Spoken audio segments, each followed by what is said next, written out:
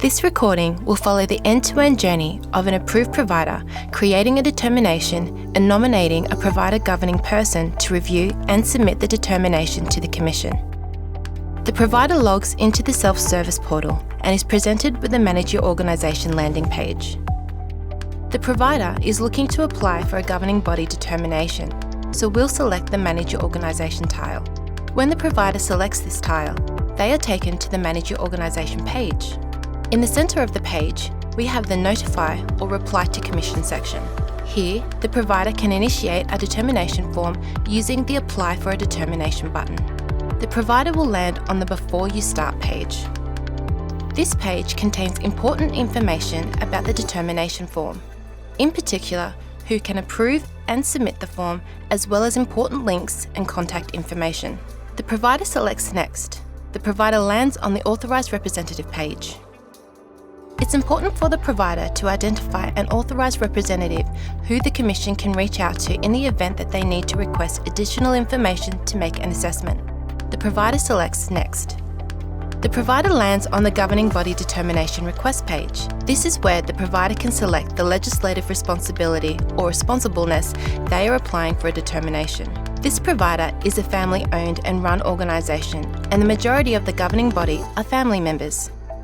Hence, the provider is asking the Commission to exempt the organisation from the majority of members needing to be independent, non-executive members. The provider selects the checkbox and clicks Next. The provider will need to provide a reason as to why they should be exempt from the legislative responsibility.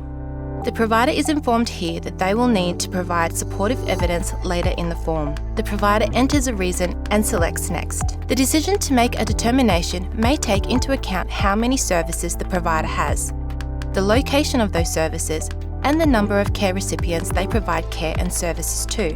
This page states that the provider has a certain number of services and they must enter the number of care recipients for each service.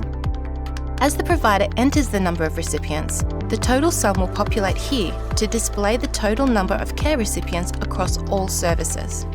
The provider then selects Next. The Key Personnel page relays the current key personnel total for the provider, the total number of secessions, as well as the percentage of key personnel that have left the organisation.